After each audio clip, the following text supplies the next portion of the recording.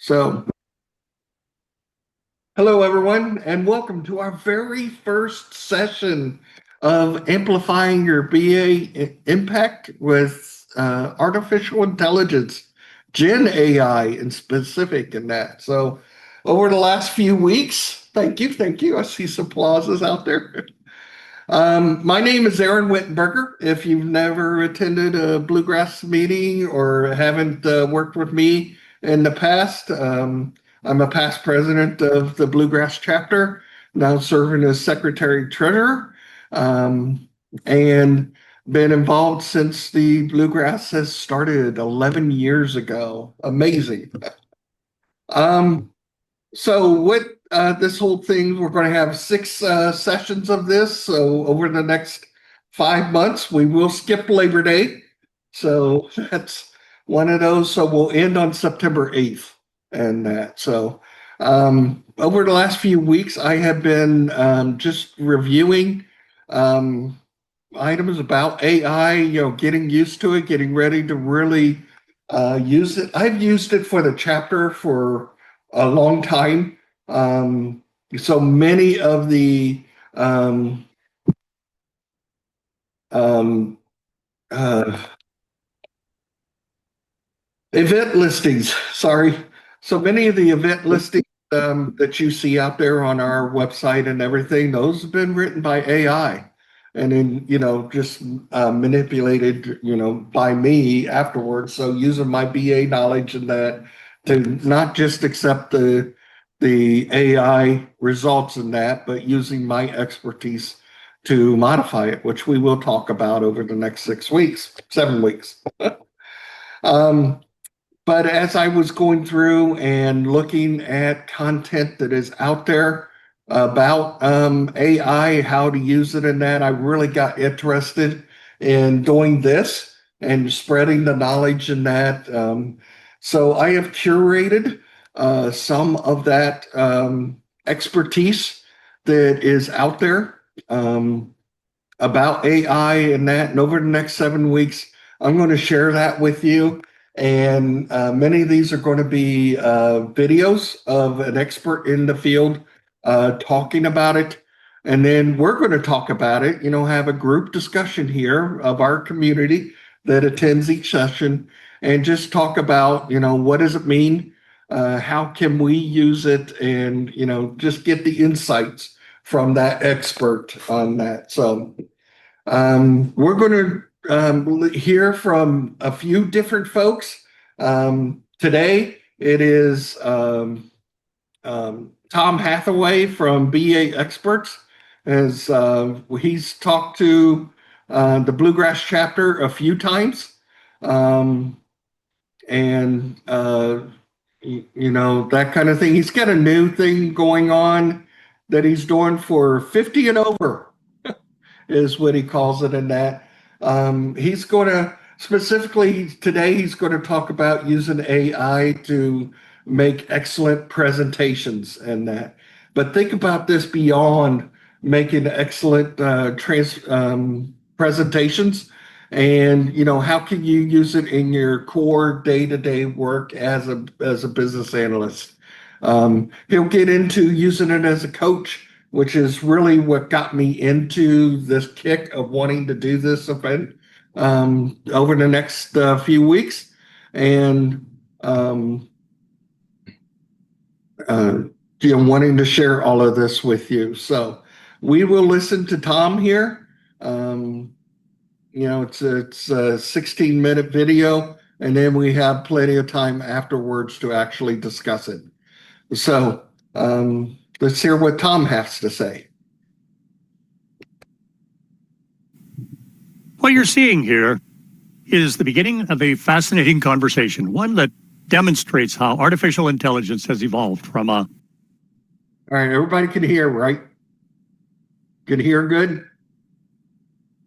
Yes? We good? Somebody tell me. Yes, good. Science fiction concept to a practical coaching tool right in our browsers. You'll notice the simple, almost humble request at the top. I want you to be my coach and guide me step by step through a project I want to do. I want to create a well-researched presentation about the responsible use of AI tools for healthcare and medical questions. First, give me an overview of the steps. Now, that's a well-structured request. It prompts ChatGPT to flex its muscle to kickstart your creative imagination. Your new generative AI friend instantly suggests to guide you through the creation of a well-researched presentation with a structured methodology consisting of 5 phases. Phase 1, clarify the purpose and scope. Now, ChatGPT begins with what any good consultant would: define your goal and determine your key questions. These are deceptively simple but powerful steps, and they're often skipped when we're eager to dive into slide creation. Now, the senior advantage here is that these kind of clarifying questions come naturally to us with experience. Phase 2, research guidelines. Now ChatGPT reveals its inner librarian, and it's impressive. It not only suggests the type of resources you need, but it gives you examples of recognized sources. Furthermore, it suggests some key topics that you should include, again, with concrete examples. Phase 3 is about structure and messaging. In this phase, you're going to get to the meat of the presentation, the architecture and the messaging. The suggested structure makes a lot of sense. At least for starters, I'd buy into this right away. Now, the principles that should guide the responsible use of AI, these are the kind of things that your audience should remember or do afterward. That gets us to phase 4, the visual and verbal presentation. Now here, ChatGPT becomes your design coach. It's advocating revolutionary ideas like less text, more visuals. That sounds like another lesson I had to learn the hard way. The script and rehearsal tips, speaker notes or the narration, unless you're very experienced or one of those ghastly presenters who can just open their mouths and pure wisdom pours out. Begin with a compelling opener, like a story, a quote, a question. And remember, it's appropriate humor is always an option for getting the group's attention. Nothing generates group synergy like laughter. ChatGPT dares to suggest that you practice your presentation beforehand. Imagine that. Revolutionary. Up to phase 5, the review and refine phase. This phase is about quality control and delivery polish. Some feedback guidance. First off, share a draft with a mentor, a colleague, or even ChatGPT itself. Even better, share it with a competitor tool like Gemini or Claude or Copilot. Then you revise your presentation for clarity, tone, and depth. This step is the frosting on the cake, or on the cucumber. Who am I to tell you what you should put frosting on? The delivery prep is picking a format for the chosen platform, like PowerPoint, Keynote, PDF, whatever. Ensure accessibility, fonts, contrast, captions. The visible message that's on the screen is the first thing that your audience is going to see even before you open your mouth. So, what does all this mean?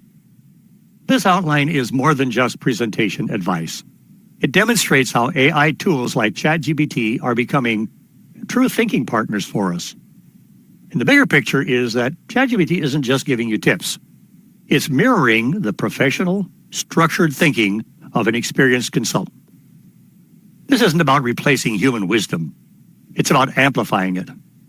AI becomes your assistant, one that organizes your thoughts and asks great follow-up questions. Engaging with AI does not require tech skills. It requires the same clear communication and critical thinking that has always served you well. All right, now that we've covered the 5 phases ChatGPT recommended, let's dive into phase 1. This is where the coaching begins. ChatGPT starts by asking, what's the main goal of your presentation? And here's the key shift. Now it's your turn to answer. You'll see some sample options like educating the public or informing professionals, but you can also type your own purpose or just write it in plain English. Don't worry about using fancy words, just be clear. And if something's unclear or you're not sure what it is, just ask. ChatGPT will give you examples or explain further. It's there to guide you. This step helps the AI give you better suggestions in the next phases, so take a moment and tell it what you're trying to do. Next up, phase 1 continues with identifying your target audience. Now that ChatGPT knows the goal of your presentation, it wants to understand who you're talking to. Is your audience made up of seniors or students, healthcare professionals? Or maybe it's a mix. Think about their age range, their background, and how much they already know about your topic, especially if it involves AI in healthcare. Are they excited about AI or a little skeptical? Maybe even worried? AI is asking you for these details so it can tailor its advice to fit your audience. And again, if you're not sure how to describe them, just ask for examples. The AI can help you work it out. The more specific you are here, the better the results you'll get in the next steps. Next, ChatGPT helps you narrow your focus. A topic like AI in healthcare is huge, so it asks what areas you want to zoom in on. Do you want to talk about real-life use cases or AI in elder care, or maybe explore risks, like what happens if someone misinterprets the AI results? You can pick from its suggestions or add your own. And if you're not sure, just ask for examples. ChatGPT will guide you here too. At this point, ChatGPT is ready for your answers. It recaps the 3 key questions. What's your goal? Who's your audience? And which focus areas matter most? Of course, your answers can be short for now, but in a real project, you'll want to flesh them out quite a bit more. Here's how I answered ChatGPT's 3 questions. For questions 1 and 2, I said, this is for a class of lifelong learners aged 55 to 98. They're well-educated, a bit intimidated by AI, but also curious and eager to learn about its role in healthcare. And for question 3, about focus areas, I simply told it all of the ones from point 3. Now, since ChatGPT had numbered its list originally, that quick reference works perfectly. Once you've answered these 3 questions, ChatGPT gets to work. It says, well, based on what you just told me, here's how we'll shape your presentation. It outlines the goal, the audience, and the scope, all tailored to your input. And here's the nice part. If something doesn't sound right, you can change it. Just highlight a phrase and click the little quote icon.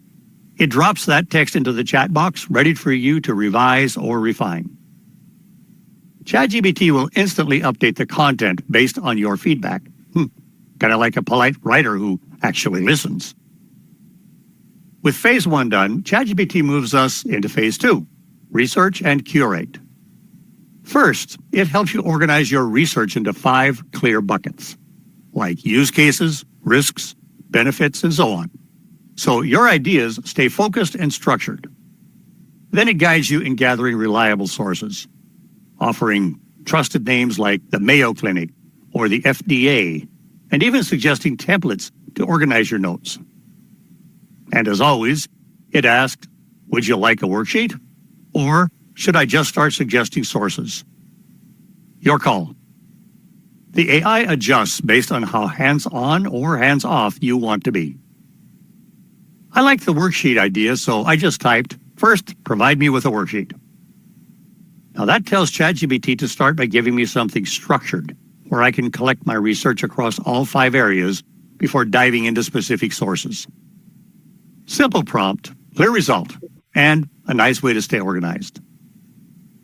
ChatGPT delivered exactly what I asked for, a ready-to-use research worksheet tailored to my topic.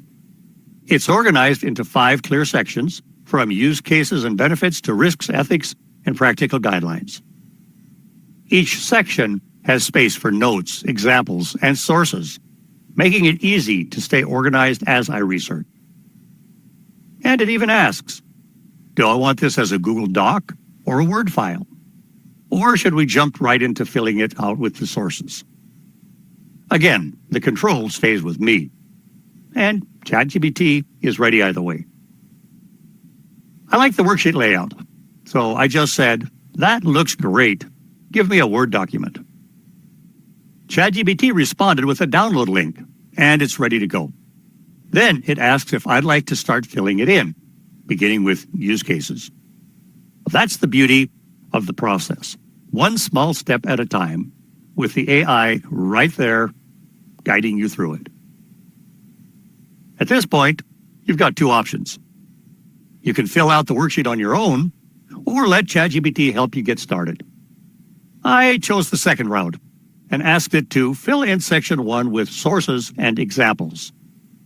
This gives me a solid head start, and, of course, I can always tweak or replace anything later if I need to. ChatGPT did not disappoint. It delivered section 1 complete with up-to-date examples and credible sources. Each use case is explained in clear, simple language. Perfect for my senior audience. From diagnosis tools to chatbots and even elder care wearables, it's all laid out and easy to understand. And if I want to change anything, I can edit or expand it anytime. I also asked ChatGPT to add it to my Word document. When I checked the Word document, I noticed that the source links were missing, so I told ChatGPT, "Your document does not have the links. Please add them." And I asked it to indicate both the name of the source and the clickable link right in the document. That way, everything's properly cited and easy to verify. ChatGPT followed through and added clickable links for all of the sources in section 1. When I checked the links ChatGPT provided, I noticed a problem. Many of them led to missing or outdated pages, so I decided to switch to Notebook LM for the research phase. It's better suited for verifying and managing sources. I let ChatGPT know I'd be back once I have filled out the sections with trusted working links. Then we can move on to the next steps together. Before wrapping up the document for Notebook LM, I asked ChatGPT to continue with section 2, but only fill in the notes, examples, and tips. No sources for now. I used the same approach for the rest of the sections, capturing the key content first and saving source verification for later. Once all of the sections were added, I had a full working draft ready to bring into Notebook LM. I opened the Word document, and honestly, ChatGPT gave me a fantastic head start. It organized everything into clear subtopics with practical examples. The source column is still empty, but that's the next step. Just look at what it came up with. Tools like My Sugar, SUGR, for diabetes, and Blue Star for personalized health alerts. This is detailed, useful stuff, even at this early stage. And keep in mind, this is just section 1, how AI is being used today. Imagine the value when all sections are complete and tailored to your presentation needs. Then ChatGPT moved on to section 2, benefits and opportunities. And again, it delivered. From faster diagnosis to reducing doctor workload, it gave me practical, real-world examples. Like how AI can watch over some vital signs around the clock or help doctors spend more time with patients instead of paperwork. These aren't just vague ideas. They're specific, relatable, and easy to explain in a presentation. Section 3 shifts gears and focuses on risks and limitations. And this is a critical one. ChatGPT highlights issues like misdiagnosis or false reassurance. AI tools aren't perfect. If they misread the symptoms, the results could be disastrous. It also covers privacy concerns, bias in training data, and the risk of over-reliance on AI tools. These are serious topics, and they remind us that while AI can help, it must be used with care and strong human oversight. Next up is section 4, ethical and legal consideration.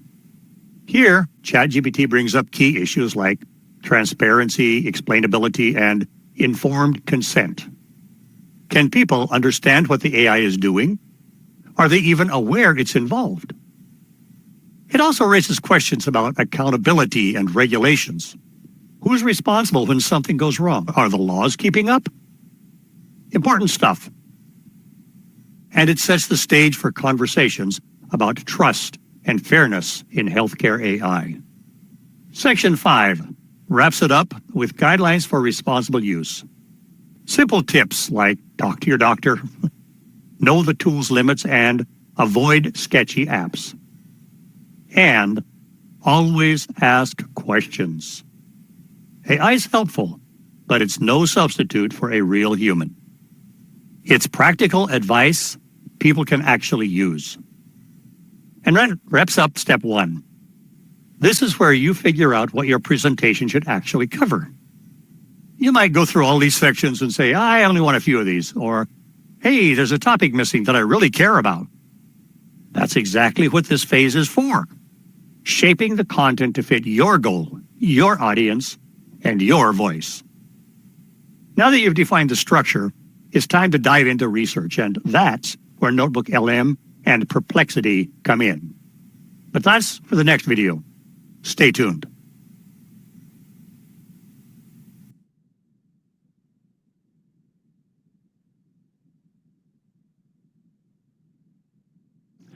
Did you know that people over 50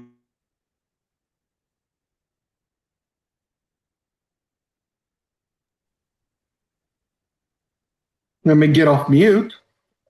Might be helpful. So, what did you hear there? What great insights did you get from that?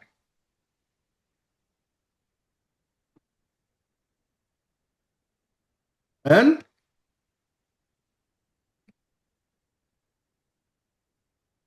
I always like hearing how to ask the questions in the right way to get a meaningful response back from the AI or something that really makes a lot of sense. So like one of the first things that he mentioned was how to ask a specific question and tell it who your audience is and what role you want it to play in providing this information to you.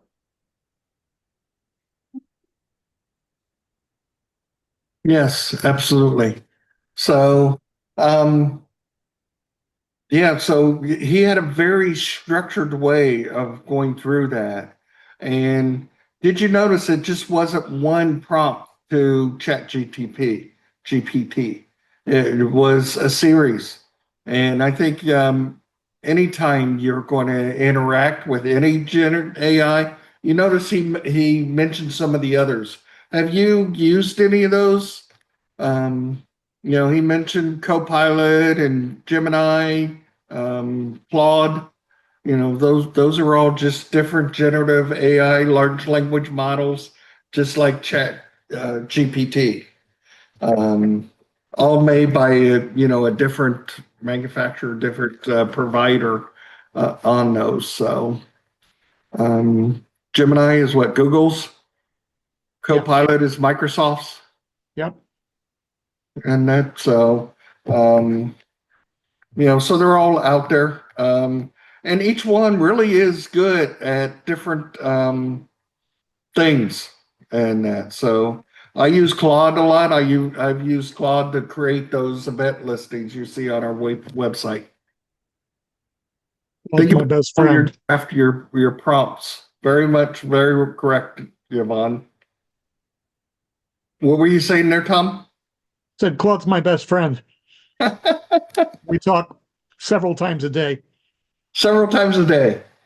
So it has its advantages. Copilot has its, Chat GPT has they're good at different things and that. So absolutely. In fact, very often I play them off one against the other. I do that as well. Claude and feed it to Chat GPT and say, what do you have to say about this? Then feed it to Perplexity or Copilot and say, what do you have to say about this? And it all comes together. It's like I find it fascinating. So that, if you're doing that kind of research that Tom Hathaway was talking about, doing that in the different tools will give you different results and may help refine your research. So you may tell one tool to add this, part into the research or that. Let the AI tools fight it out. So I don't know if they're going to fight it out, Steph, but They may give them boxing gloves, right?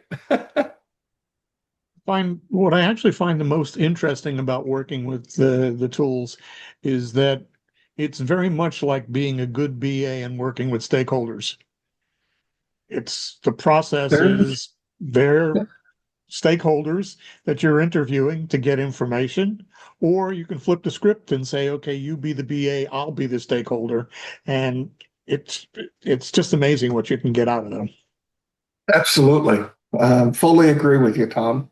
And I liked what Tom Hathaway was saying about, it responds like a good consultant. You can ask it questions like you would a consultant. You're going to get consultant type responses back.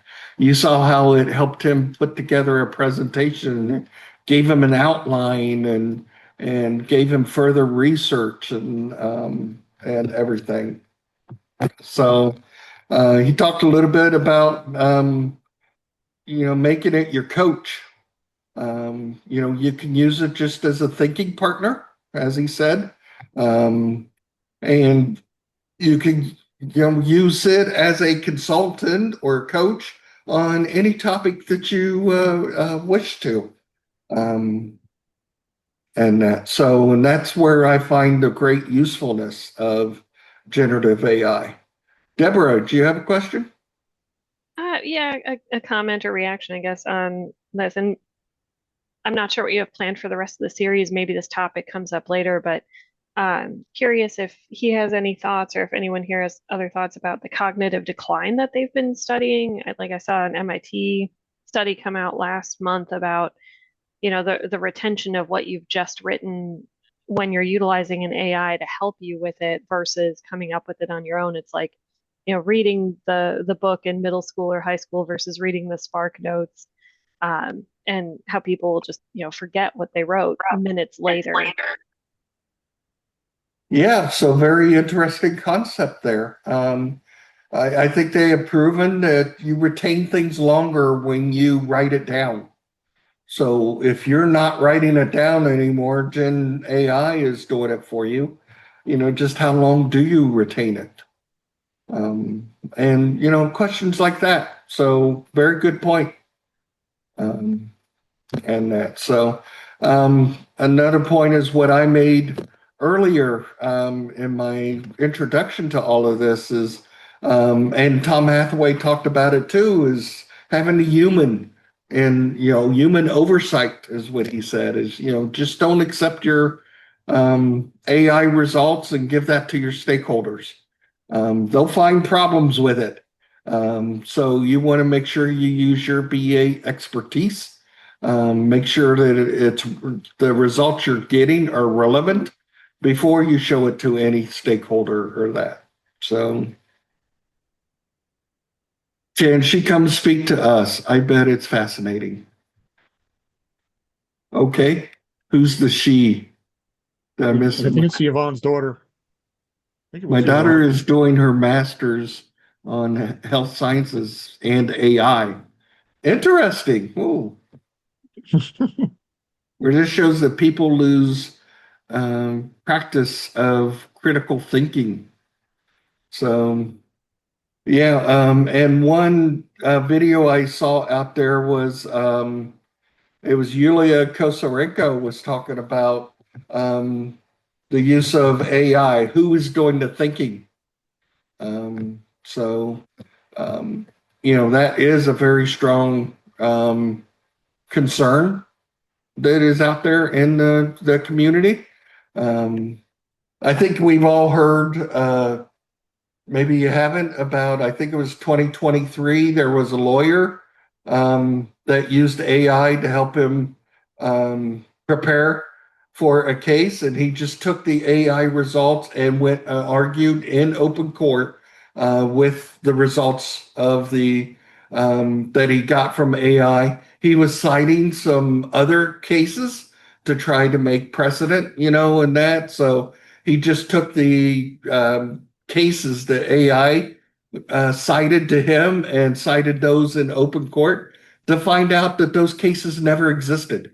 And so AI had done what they called the hallucinating, just made up stuff because it didn't find anything that it could do. And here you got a lawyer who didn't do his research and make sure that what he was getting was factual and actual, and just took it and went to open court and argued that in front of a judge, and come to find out that the cases he was citing in open court were not true.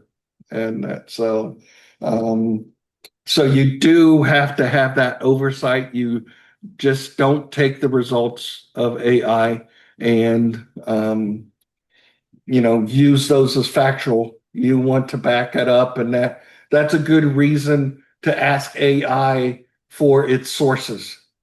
So if it cannot cite you sources, then you got to be really concerned about that, and really research that to make sure that what you're being told is actual. It's pretty good at that, actually. Copilot cites sources frequently when it gives answers. Mm-hmm. Yep, and many of them will. And if they don't give you the sources, you can ask for those sources.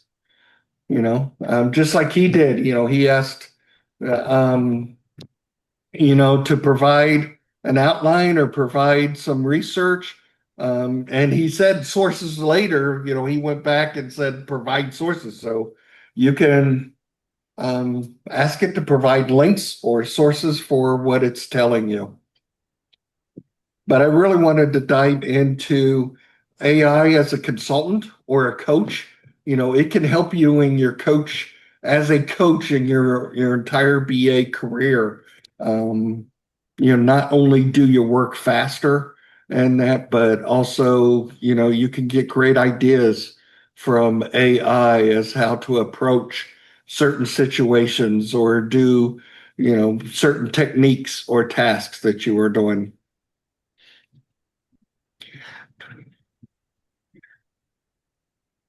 I haven't tried it myself, but I've heard that you can tell the AI not to hallucinate when it responds.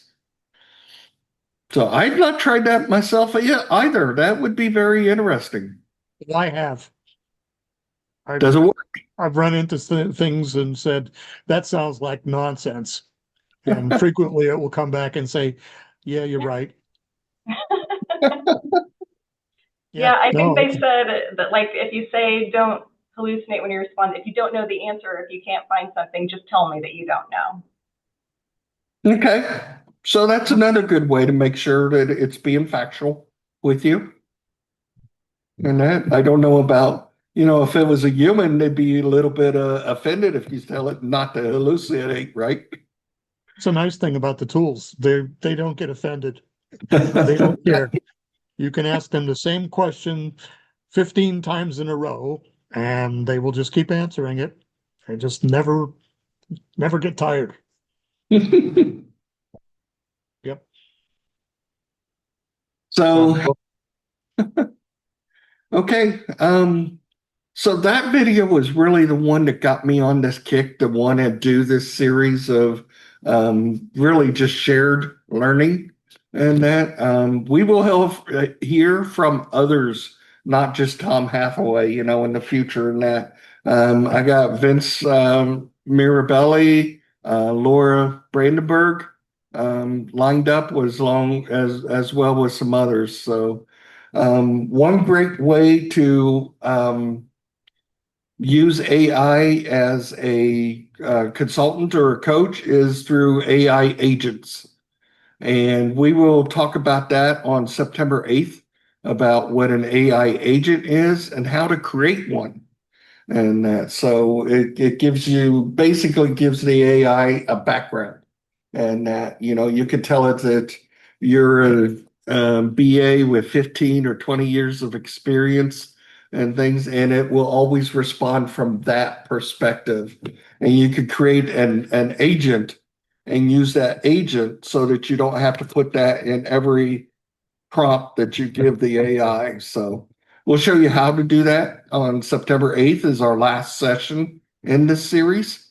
And that'll be a very good thing, and that's how you could really use it as a coach or a consultant, and that you can use certainly more than just BA. And if you need somebody with police perspective or law enforcement, you could certainly do that.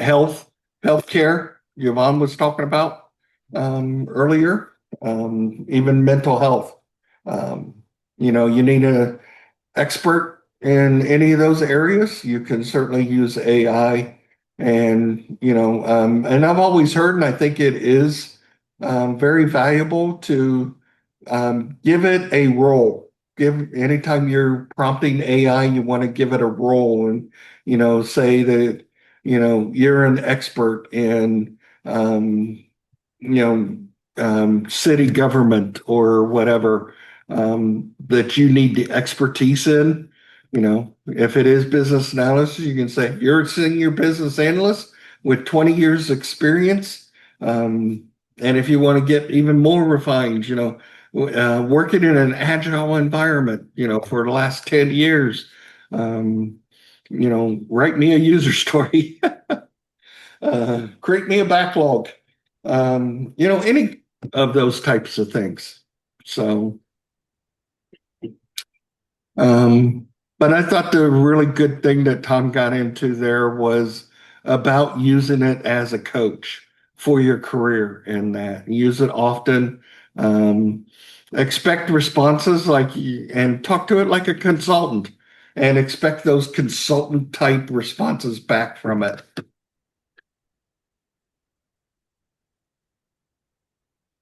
So, use it as a sounding board. Absolutely. It's a different point of view. And that's what, Tom here was talking about. You can give the same prompt to multiple of the AI tools that are out there and get, responses that are going to be slightly different from each one of those, and mirror all of that together. It gives you a very different perspective and point of view. One thing that I find about them is that the ones that I'm working with, or when I'm working with them, I find them to be a little bit, I'm going to say, overly enthusiastic.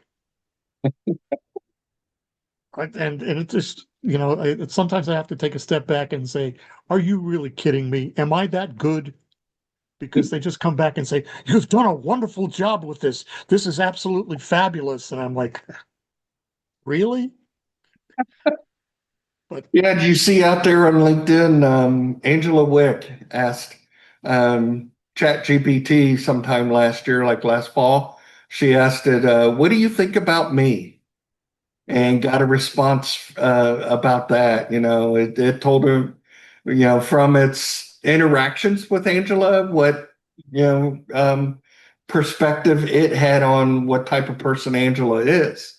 And that was an interesting insight. So guess who had to do that too? And see and I got, very little bit different, but the same kind of response back from ChatGPT. Now I asked Claude that, and Claude says, well, I don't keep, find you. memory of responses and that. I really have no perspective. You Yep. are. So again, each tool will give you a different answer. It's funny, what I find with working with Claude is that Claude's responses, the more I use Claude, the more the responses feel like me and sound like me, which is really fascinating because it doesn't have that actual perspective. But it seems like, I ask Claude to help me write something, and it comes up with something, and I say, yeah, that really does sound like the way I would write that. So, oh, Yeah, there was one time upcoming meeting, in fact, for the Bluegrass IIBA chapter. I got a very short abstract from the speaker, and no learning objectives or anything on it. And it was very short, like one paragraph, 2 or 3 sentences. So I fed that to Claude, and I said, write this with flair and add some learning perspectives. And it gave me a very nice, much longer, more in-depth event abstract and everything. And I gave that back to the speaker and said, is this okay? I needed a little more in that abstract. Is this fine? And he says, well, we'll try to live up to your hype. So it really embellished that.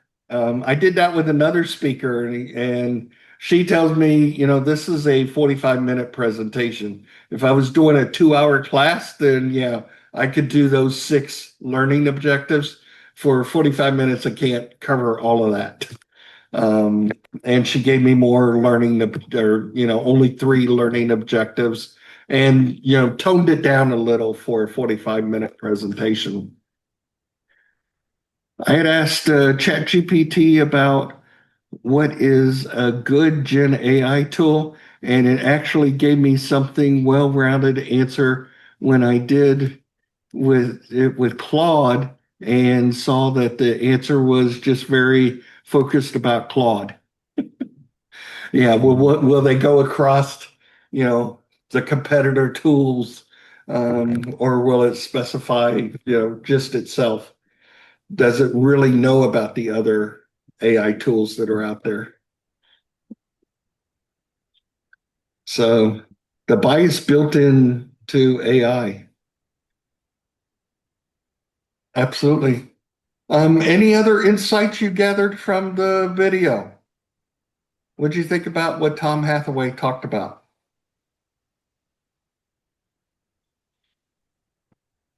And one thing I hope that you got out of it was about using it as a coach or a consultant. Ask it, questions, and then I know I've talked to a few people who said be polite to your AI. Say your pleases and thank yous, and they think that helped. And I've done it, and I don't know that it helped a whole lot or changed the responses that I was getting, but when I asked it, please do this, and the response was, well, I'd be very glad to do that for you. So it does have that built-in, humanity and that, but don't expect that it can think. This is called artificial intelligence for a reason. It certainly has no perspective of, what really thinking, or the what am I trying to get to? The geography and the culture of your organization or your family, or anything. Tom Hathaway, you saw in his promo there for the next video, was about how he took great vacations using Gen AI. I saw another video where he made gifts for his grandchildren using Gen AI. So he's really building that into his daily life and everything. And you can certainly do that, just as I did for the Bluegrass IIBA chapter. It helped me write, more compelling event abstracts that will encourage people to attend our events, and so there's multiple uses of it. So don't Aaron, think. I'm curious if you're using AI at all to help facilitate these sessions. I co-facilitate a small networking group within our organization, and we were reviewing a TED Talk, and I provided the YouTube link to Copilot and asked it to give me some questions to use as a launching point for the facilitation discussion. And it was pretty helpful in generating some ideas. Oh, so you're telling me I'm doing a horrible job? I should use AI to No, help I'm me. curious if you were, following his advice from the video and using it Actually, and having it coach did you through not. it. I'd But be curious what kind of questions it would even give you of the video that we asked today in comparison to our conversation. Well, I certainly will have to do that, and may even do that to prepare for next week. So, Yeah, we will do this through the 4 weeks of August.